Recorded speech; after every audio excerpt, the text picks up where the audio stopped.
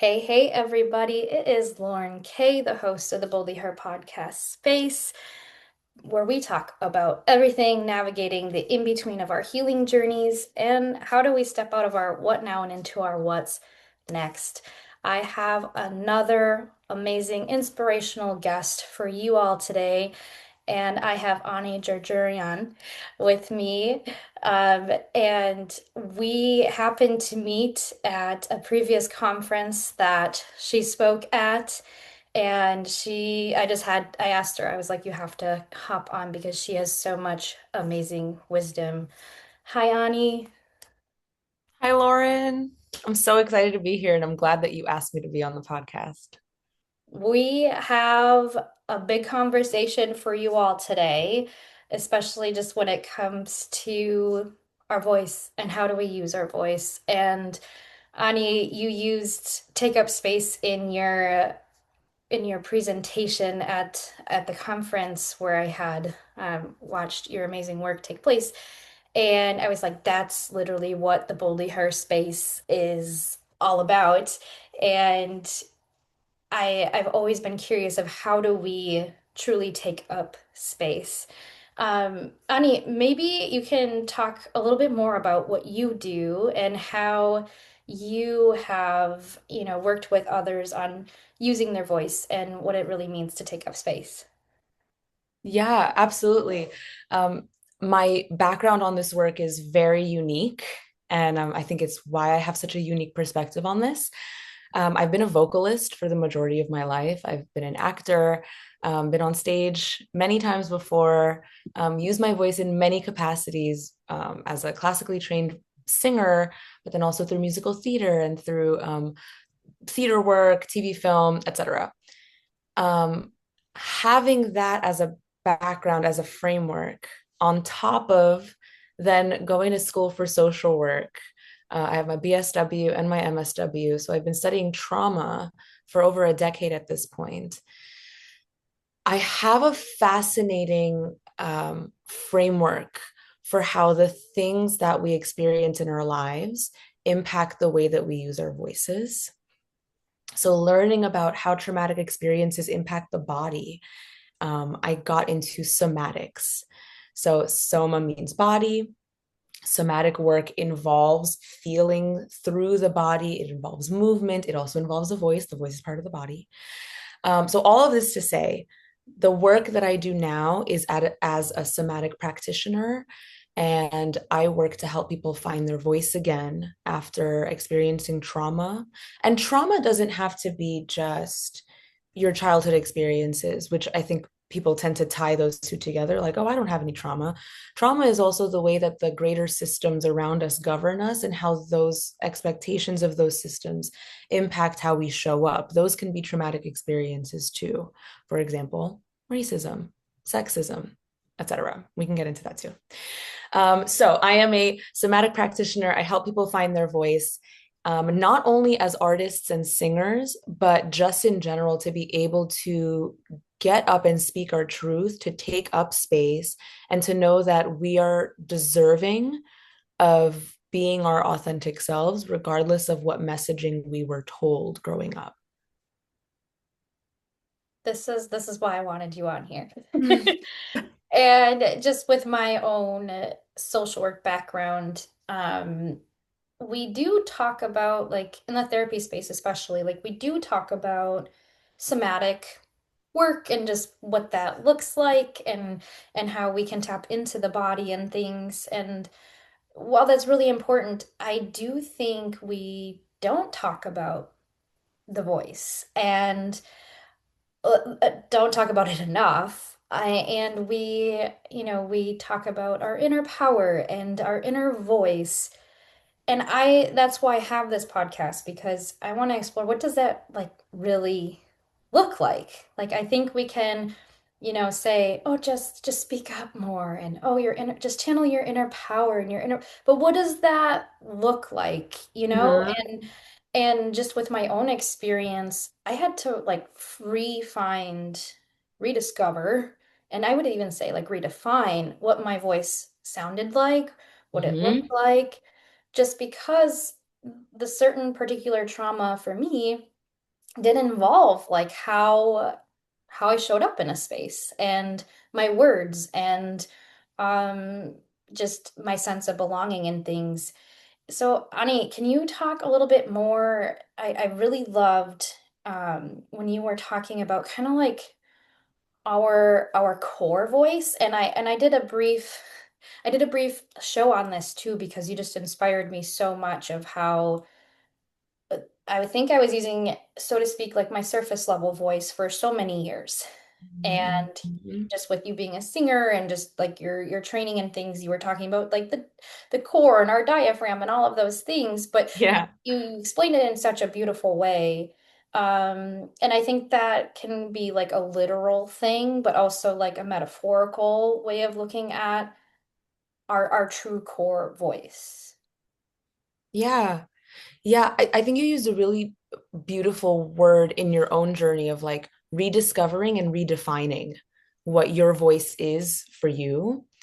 And I relate to that. I had to do a lot of that. For anyone who's listening who might be classically trained, uh, you're asked to sound a very specific way, and the training is rigorous. But I had undergone that training at such a young age that I hadn't actually discovered what my own voice sounded like. And I was already being told what to sound like. And that's specific to the arts. But then there's the voice that we have as your regular average Joe walking through our day to day. How is my voice impacted by who I'm told I'm supposed to be? So the way that we use our voice is so specific to the circumstances, but it's often related to the messaging that we've received and what we've learned about being loud, about having a strong voice, about not only just the sound of the voice and the timbre and the tone of the voice, but about the words that we use, about whether or not we share opinions and ideas. There are folks who grow up being told that their opinions don't matter. And so they sort of internalize this feeling of, okay, well, I have learned that when I share my opinion, it's either not received well or there's some negative consequence that I receive for that. So it's safer for me to close up, to maybe speak a little bit more gently, maybe speak in like a little bit more of a breathy tone, maybe speak a little bit lower, kind of talk down here, which is a little bit more of like a kind of like a heady space, a little bit more of a, even like, dare I say, like childlike space. Some people might even talk like this because that's disarming and yeah, disarming to the person that they're speaking to, and it might psychologically make someone feel like I'm not a threat, so there's nothing to fear here. And that very much is the voice of a survival mechanism. I do want to give a disclaimer. Some voices just are what they are, Mhm. right? So anything that I share today, it's not to make generalizations about people's voices where now we're just going to suddenly go and listen to folks and be like, oh, I bet they went through this. No, no, no. We're not here to judge other people. It's more so for self-reflection and to explore how we relate to others and whether or not our own experiences have caused us to use the voice in a very specific way. So that being said, then there's the opposite where someone might have been absolutely encouraged to use their voice throughout their childhood. And maybe in their culture, for example, um, being super loud and passionate is just a normal standard thing for them. But someone who comes from another culture might view that way of speaking, whether it's loudly, boldly, um, unashamedly, and someone who was taught the opposite of those things, that a woman, for example, has to be meek and reserved and gentle, they might view that other person and not understand how and why they are that way. They might be judgmental of the way that that person speaks and vice versa. So, is this maybe a way for us to open ourselves up to receiving other ways of both existing and communicating with one another and not holding each other to a certain standard of communication? Because communication, in and of itself, depending on where you come from, uh, there are certain expectations that might label you respectable and uh, corporate, for Mhm. example, versus a little bit more colloquial and more casual. Mhm. So is it possible to view one not as better than the other or more important than the other, but that all walks of life and all ways of communicating are valid because we all have very different experiences? That's where I think it can get tricky of like I think for so many of us of like okay you tell me to just speak up more, okay you tell me to just like find my voice and all of these things, but as we can see just like with what you're talking about, Ani, like there's so many different factors that come into just how we view our voice and how we Mm. talk, and whether that's culture, systems, experiences, etc. So what would you say is like truly maybe silencing the relationship we have with our voice? I know you kind of mentioned, like I just said, like maybe it's culture, there are systems, it might be a painful experience, but what do you really think is at the root of it all? If we like go a little deeper, like Yeah. what is truly like silencing us from channeling our voice, like our true voice? Mm. I asked the big questions on here, Ani. Yeah, no, no, it's a very important question, and I want to be considerate of this response because the answer to that is actually going to vary based on the person. Mhm. So, um, a white woman might have a very different answer to that question than a black woman, or than an immigrant, or than someone who is differently abled or neurodivergent. I think at the core of the response to that, and maybe the thing that ties all of these identities together, all the varying identities together, is fear and shame. Mhm. I think it's that voice that we have internally that stops us from saying and doing things for fear of being judged a certain way. Again, when we've learned that there are certain consequences to the way that we show up. For example, let's say you're in middle school, a rough time for everyone, a pretty rough time for most people, right? People are trying to discover who they are. It's like right at the beginning of adolescence. So kids are just sort of exploring different ways of dressing, different ways of hanging out with their friends, different activities, right? And it's all just trial and error. And a lot of people relate to having been bullied in Mhm. middle school. Maybe one day they decided, I saw a music video for this song and I loved the way that the artist was dressed. Maybe it was like emo, for example. And they're like, I want to dress like that. I want to try dressing like that. And maybe they like put on a whole outfit that's totally different than they've ever done before, but it feels really good to them. And it's like, whoa. Maybe they look in the mirror and they're like, this is me. I love this, or me for a season. I don't know. They look at themselves like, wow, I love this. Everyone's gonna love this. And they're just wanting to show up as themselves. And then they show up to school the next day, and maybe some kids start making fun of them and say some really mean things. Well, Mhm. that kid then learned my way of freely expressing myself is gonna get me ostracized. And so then there's that fear, that very human fear of being humiliated and being ostracized. Because at our core, if we strip away the like elevated consciousness, at our core, we are animals. We are these primal beings. And animals are tribal in a way. Humans are very tribal. Mhm. We we want to feel like we are in a group because we are protected by a group.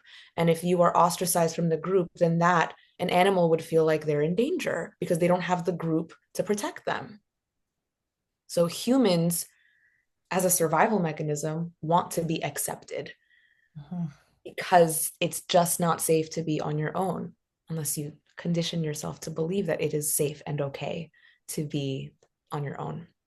Um, so because of that fear of being ostracized and bullied and humiliated, I think people would rather fit in with a group, and fitting in with the group might mean putting your individual desires and hobbies and things that you like aside so that you're not left out. And I think that means not sharing certain opinions with groups that you know are going to disagree with you. I think that's why we've got lots of men who, when we say things like not all men, right? But there's like lots of statistics to show it's most men, a large degree of men. Um, when men are in groups, they find themselves again like wanting to be accepted by that group. And even if they don't believe a certain thing, for example, someone saying something misogynistic, they might not agree with what's being said, but are they speaking up? And if you're not speaking up, then you're just a bystander. And even though you might not be a perpetrator of certain uh, horrible behaviors or even the extension of certain beliefs, by not speaking up, you're allowing something to continue to exist. You're allowing something to go unchallenged. You're allowing something to just continue being, even if you don't think that you're a part of it. So, at what point does us silencing ourselves out of a fear of not being accepted into something, right? Which is kind of it is a selfish need. Selfish isn't necessarily a bad thing, but it is a self serving thing. At what point does us protecting ourselves then continue to perpetuate danger and harm for the collective? Mm, mm. So, long story short, because we can go with so many examples of this, and Yeah. bullying and humiliation, that's just one of many, many examples. And there's, of course, more grave examples like actual physical, verbal, sexual abuse, Mhm. actual traumatic, uh, not to say that bullying is not traumatic, because it is, but Mhm. that, but a varying degree of a traumatic experience. All of these things instill a sense of fear and shame in us so that we don't show up authentically. And it has an effect on the world outside of us, more so than just our individualism. See, this is why I wanted you on here Mm. because you bring up so many things that a lot of us, and especially those who might be in a majority, or like even just coming from me, just being like a white woman and things that we just don't like think about for other communities and others that are, sitting next to us at a bus stop and just like what their experience is. So I just love that you take this and how you're talking about like essentially like if we don't use our voice in a meaningful, helpful way, if we don't have a healthy relationship with our voice, like the ripple effect that has on our community. And when you have brought that up, even at the conference, that was just like, whoa, I just never thought how like us and our own relationship within ourselves affects the bigger construct of life and like community violence and connection and flowing systems of just like anything. It's just like I just love how you're pointing that out. Thank you. You know, that song by Michael Jackson, Man in the Mirror, Mm, good song. Really good song. great song, iconic for a reason. Mhm. Um, we in the helping professions, many of us, I like to think most of us go into helping professions, whether it's medicine, like nursing, doctors, or being therapists, or just working in holistic wellness, whatever it is. Folks who work in the helping professions, I think, have a larger scope of like wanting to do good and wanting to impact the collective in a larger way. But I think the part that we're missing is that we're not gonna just attack the system tomorrow. It's not something to be dismantled all at once from the top. It's something that, like Man in the Mirror, it has to start with ourselves. I'm so inspired and moved by that song because when you actually look at who you are and how you're showing up in your day to day, am I actually living by my own values? Am I actually practicing what I preach? Am I preaching for something bigger than me to happen, but I'm not actually showing up that way? Mm, Am I preaching for like big change to happen, but I'm refusing to change myself? So if we can take a look at ourselves, be honest, like radically honest about where our actual shortcomings are, and also be really compassionate about those things because we can't shame ourselves into change. We can only love ourselves into change. Very, very real, gradual process of like, I love myself so much that I want to be better. I want to be a better version of me, a version of me that shows up for other people because I would hope that they would show up for me, right? So, all that to say, we have to be willing to look at how we're walking through the world and um, enhance our ability to take up space when it matters the most. And mm, also recognize, on the contrary, which of us are realistically maybe taking up a little bit too much space mm, in certain areas, right? Taking a step back and really observing who is taking up the most vocal space here? Who is taking up the most physical space here? We talk about man spreading all the time.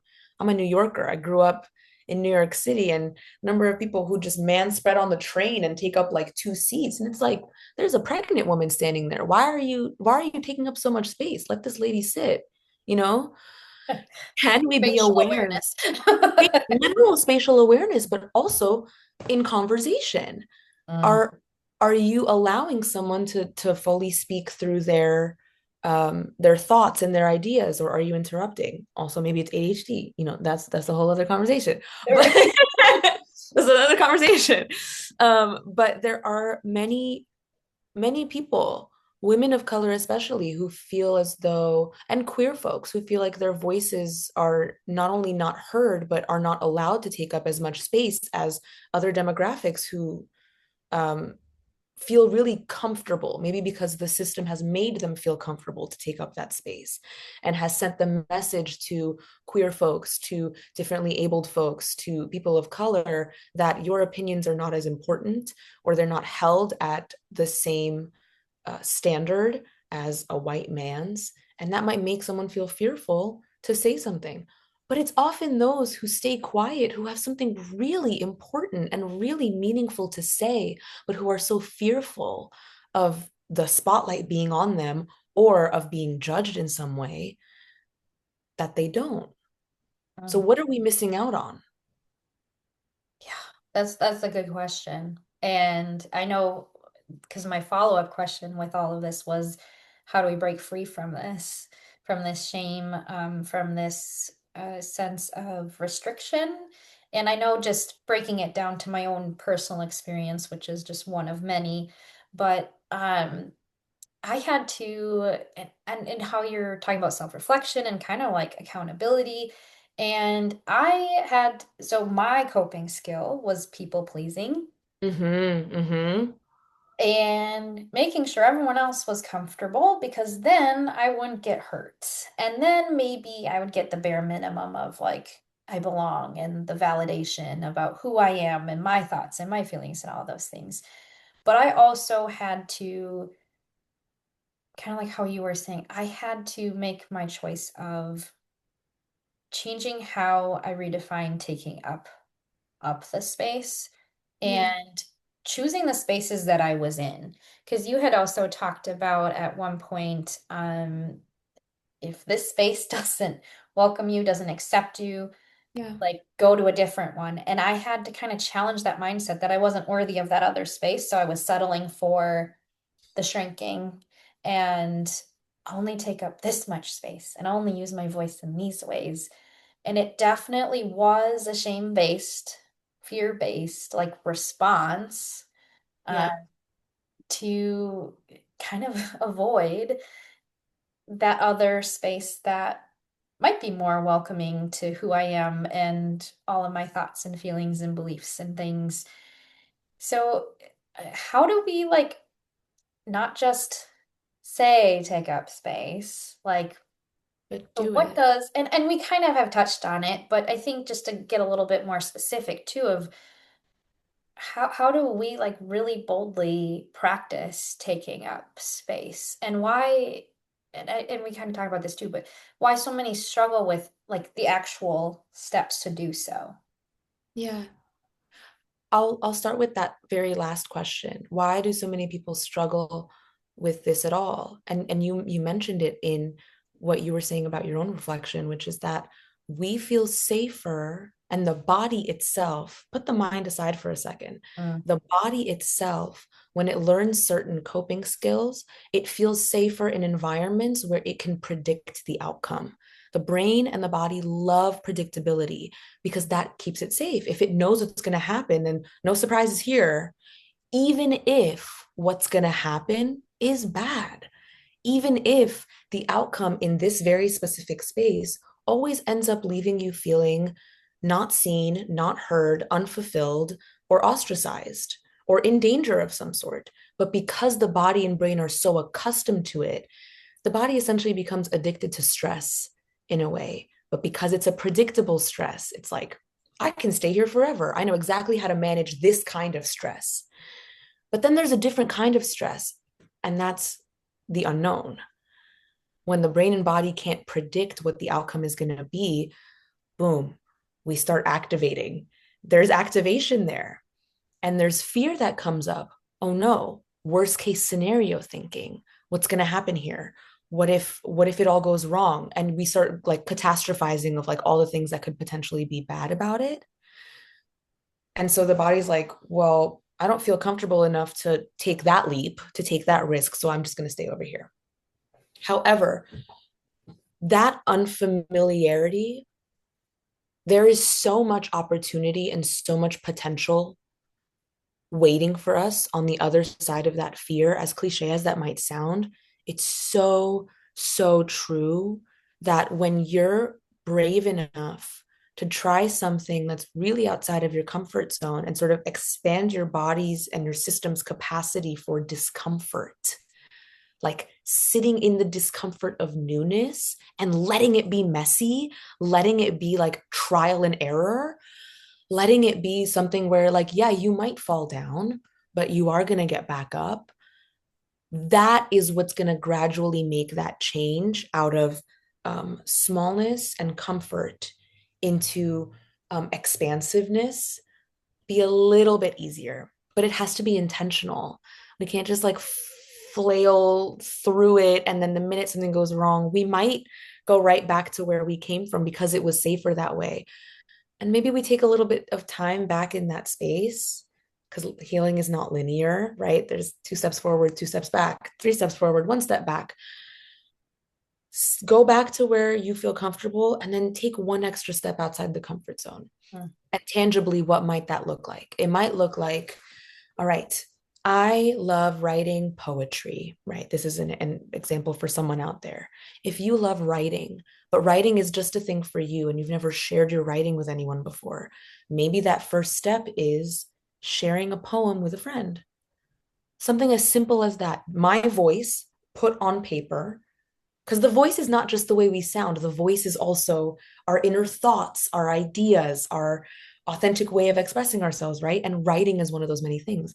So maybe sharing a poem with a friend, even if you're a little bit afraid of the feedback. And maybe the feedback is not good. We maybe it's not. We cannot control how someone else is going to respond to our truth. We can only control whether or not we share our truth.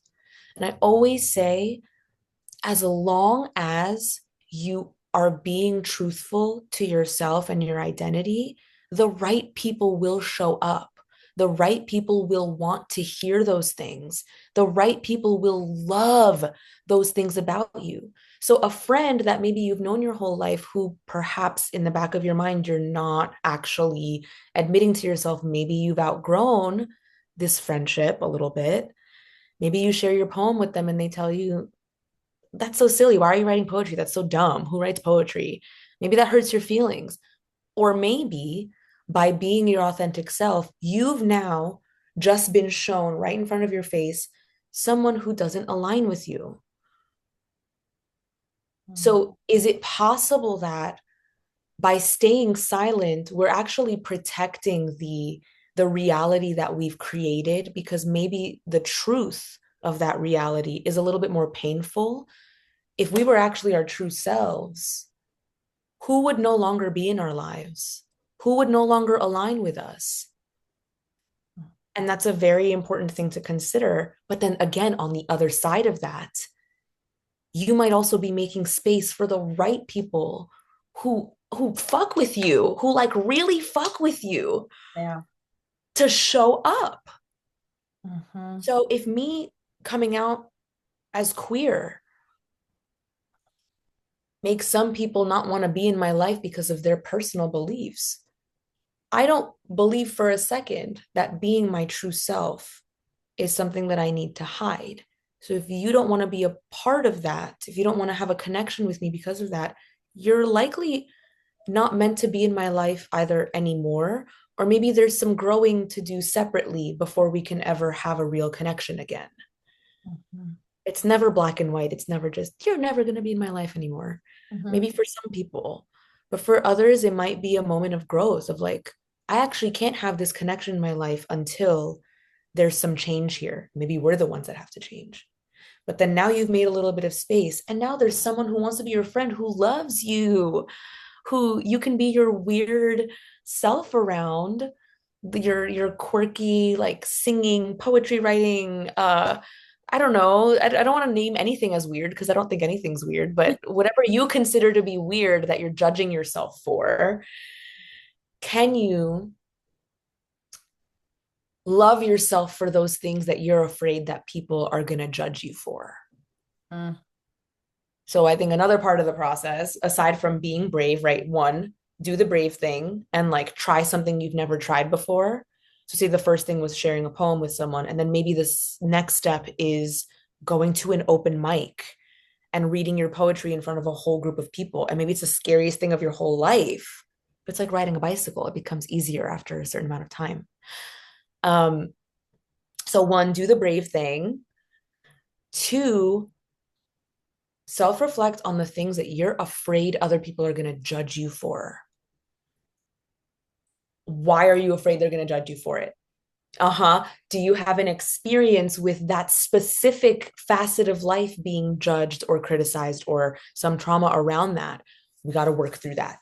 And we have to first love that side of ourselves. So at first, I did have a lot of shame around being really loud. I come from a Middle Eastern culture where women are expected to speak a certain way. You're expected to be like very kind and nurturing. And yes, we love that, but also like kind of keep your opinions to yourself. Don't be too loud. Don't rock the boat. Um, don't yeah, just don't shake it up too much. But I'm over here shaking it up all the time. And I used to be really ashamed of that until I recognized that no, the things that I have to say matter. Hmm. I deserve to be heard and seen. And I didn't realize at the time that hiding that side of my voice, the loudness of it, was actually impacting my ability to sing. And it was impacting my physical health because there is a connection between suppressing emotions, suppressing our verbal and physical truth with physical, bodily, and behavioral manifestations of health concerns. How many folks would be less depressed and anxious if they actually gave their anger space to exist? Hmm. Right. Honey, we're gonna get real and vulnerable, and I'm fine with being the the guinea pig of practicing everything that we've been talking about. We had a tech glitch, and so we had to kind of redirect and kind of get hop back on on this wonderful call. And Ani had called me out because of the certain language that I was using, just about myself in something that was outside of my control. But as Ani, you were saying, it does relate to like what we're talking about. Because we just saw where my belief system was and how I'm showing up and my apologizing. And I I used to be an over explainer and like Real. Yep. over justifier. And then I would always like, sorry, sorry, sorry. And I feel like a lot of us who are watching this probably can relate. And that was something that took like a couple years to go, Yeah. no, I don't have to apologize. No, Lauren, you're just just say what you need to say. And that I think was like kind of my defense mechanism of if I say a lot, if I use a lot of words, then I am valuable of being in this space. And although in this situation I didn't necessarily do that, it just brought that my own thought process, my own beliefs system of how I show up in a space. And Ani just was like, "No, we're gonna check you real quick." Ani, do you wanna add on like what you what you called me out on? Yeah. So there was a little tech glitch moment, and Lauren, with your incredible, like just so considerate, like sweet self, like your heart just comes through so clearly. Lauren was just profusely apologizing, like I'm so sorry, I'm so sorry. And I was like, I'm gonna stop you right there. Um, can we reframe this apology right now? Can we reframe this experience that we're having right now? And instead of saying, I'm so sorry, can we reframe it to, wow, this tech glitch was out of my control. Thank you for your patience and thank you for understanding. And that was so Completely. hard for me. Of course, right. Because when we learn to people please and Mhm. to over explain things, people pleasers tend to take responsibility for things that are often not their responsibility as a means of keeping the peace. Mhm. Like if I'm the scapegoat, if I'm the thing, oh, if I'm the one that did something wrong, then no one can like possibly like hold one over on me or like yell at me if I'm just like owning it. But then at what point are you owning things that are not yours to own? That was not yours. That was not yours. Literally, this whole tech thing, no. And I understand why you're apologizing because you're like, oh, like your time and I want to be respectful. Yes. And thank you for your patience. Thank you for understanding. See, this is why I have Ani on here because I think a lot, I feel like a lot of us have had to like over explain, over justify, because maybe we weren't heard at some Yeah. point or another. Um, and I loved just how you so easily, it was just like a very simple reframe statement. Do you have like some other examples for folks who might do what I do? Yeah. Or just aren't sure how to go about how they might be responding in kind of a demeaning way or a shrinking way. You had some amazing examples prior to this. If you can share maybe some reframe statements that we can practice and hold on to. Yeah. Yeah. I think a really big part of the reframe is becoming aware of what's happening in the body as Uh, well. And that's the somatic portion of it. So if can I put you on the spot? let's do it. So as the tech glitch was happening, do you remember how your body felt as you were apologizing? If anything, Oh, there's no right or wrong answer. panicky. Okay, panicky. What did panicky feel like? Uh, the heart rate, Yep. the pace of that. I would say like tight muscles, kind of Yeah. like So the tension, like frozen. the oh crap. Yes. Yeah. Uh-huh. Okay. Being aware of how the body is responding to certain experiences and circumstances like that is like huge portion of being able to move through it and to reframe. So when we notice, oh my God, okay, my body is activating right now. This is scary. This is a scary moment because my body's remembering the times where I did things wrong and I got in trouble for it. Even though consciously we know we're likely not going to get in trouble for it, the body doesn't know that. The Mhm. body just remembers this as like, well, every time I felt this way, this was the outcome of that, right? It's that predictability. So what do we do? Okay, ground for a moment. Sit with the body, take some deep breaths. Let's all breathe together really deeply in through the nose into the belly. Hold it at the top for just a moment and exhale through the mouth really slowly. Let's do another one. Inhale through the nose into the belly. You can place your hand on your belly. Feel it expand like a balloon. Hold it at the top for just a moment.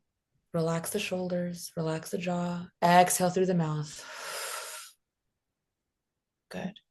Now maybe we're a little bit more settled in the body. Maybe we're not fully, maybe the body is still activated here, but we're a little bit more grounded now. Now we can say, okay, what is the inner narrative telling me in this moment? So Mhm. you shared with me what your physical, biophysical response was. Yeah. What was the mental voice that was happening as the tech glitch was going on? I would say which Like uh that fear-based voice, what was it yeah, saying? it was definitely fear-based of like appearing in a way that wasn't my like intention, right? Like unprofessional or yeah, we'll just leave it at that. Like showing up unprofessional and things and yeah, it's amazing how fast, we can Quick. just go, you know? It's so quick. It happens in a matter of seconds. So that inner voice was saying, the inner belief was, if things don't run smoothly, I'm going to appear unprofessional. And perhaps that means I won't be taken seriously. And perhaps that means I won't be respected. Mm-hmm. That is the belief of the body based on its life experiences, right? I see you. I have experienced the same thing. Those inner voices, it's taken me a minute to like actually respond to what that inner narrative is. So thank you for being vulnerable enough and brave enough to Yeah. share that inner voice with me because I know that that's super personal. Mm-hmm. Um, we take that inner voice and that sentence and we challenge it. And this is where the reframe comes in. Is that actually true? Is it actually true that if something isn't perfect, that I'm going to be perceived negatively for it? Or is that just something that I believe because of this thing that happened 15 years ago? Okay, so then it's time to get real with the self. Find a way to flip it. I actually don't think that's true. Things go wrong in business and corporate world and people's day-to-day lives all the time. And my worthiness of love and respect and being perceived as professional is not reliant on perfection. Perfection is a myth. Perfection doesn't exist. I am allowed to make mistakes and still be respected. I am allowed to be messy and still be worthy of love. I am allowed to not have all the answers. I am allowed to be figuring it out and still be given grace and understanding. I mean, that's like a million sentences, but like we could keep going. You know what I'm saying? There's a million ways you could reframe it. But that's so helpful to have like just an idea because then, folks can always tailor it to how they need to. But Yes, the uh tailoring is important. and just even in that example of like just being mindful of how our fight, flight, fawn, or freeze like just so much impacts just how do we overcompensate? Do we get like really loud? Do we get like how you were saying way earlier, like I'm gonna quiet myself because I'm like really nervous right now. Or and just even when we were doing that one exercise that you had us do in small groups of different ways of how we speak and how to do so confidently. And it does take practice. And just how Yes. you were saying of stepping outside into the unknown, kind of doing the things that's doing the opposite, doing what kind of scares you the most. And just for me, I had to go, I need to practice saying no. I need to practice stating my opinion and not do it passively. And what does that look like and I'd have to kind of practice in the mirror sometimes of like, no, Lauren, this is how you're going to go into it. And let me tell you the difference of just going into no, I deserve to sound like this. I deserve to say this. I believe in myself as I'm doing this.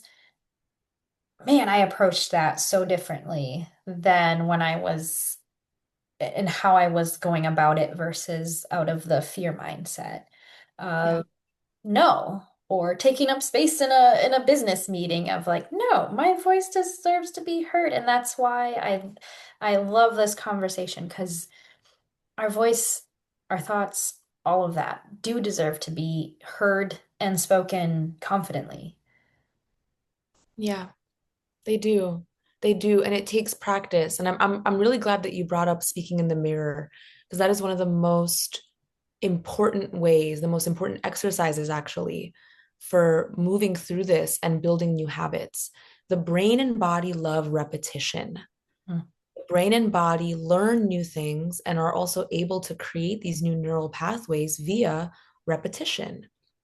Repetition of something new, repetition of doing the scary thing, right? To where you've done that scary thing enough times, like learning a new instrument. The first time you do it, your brain and body's like, what the heck is this? mm, And then you've been playing for a year and it's like, yeah, my fingers know exactly where to go. Boom, mhm, right? You've created those neural pathways via habitual, repeated exercises. So the same goes with reprogramming what we've been conditioned to believe about ourselves and about our place in the world.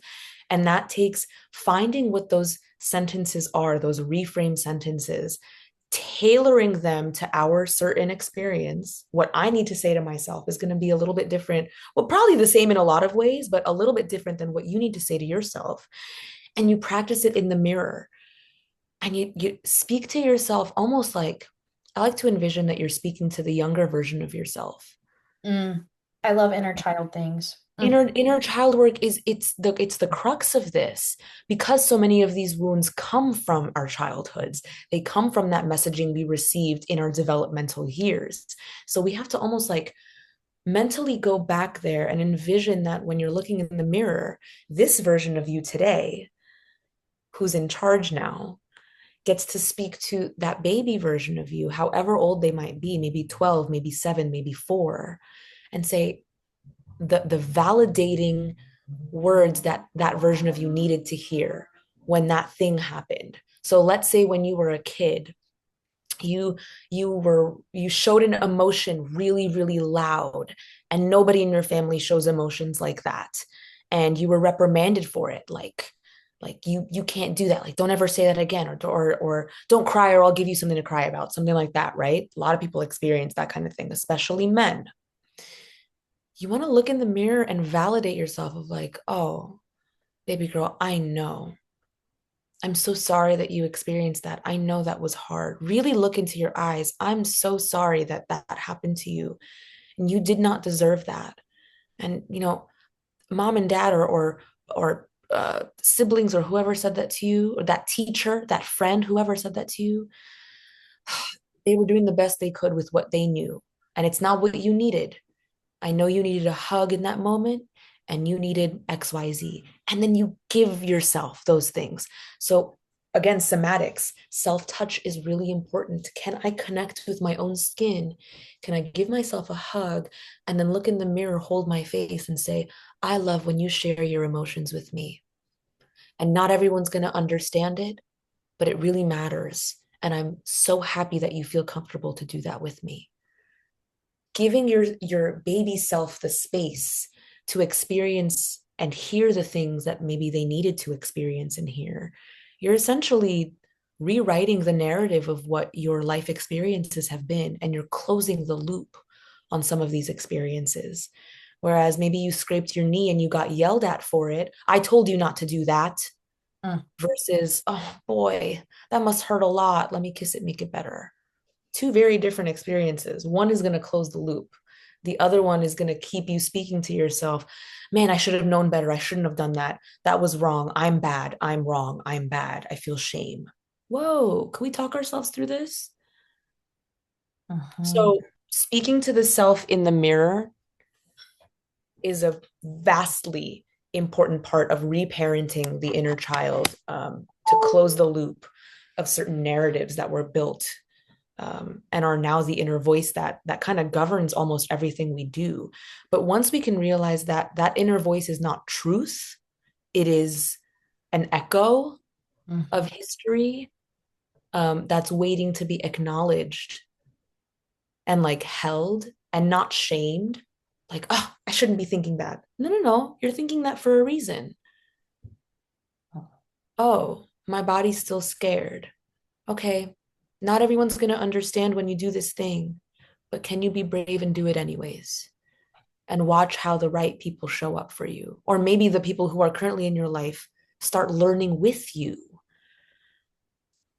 I Being literally okay. just took a deep breath as you were saying it. I was just like, oh. Because it Yeah, takes the expectation out of how we should show up, the shoulding, the shaming. I love how you're pointing that out of just like slowing down of like what's happening right now. And it sounds like the way we break free of this shame, the way that we really tap into that inner voice that longs to come out, that wants to show itself, yeah, is kind of going, how am I thinking about how I'm showing up?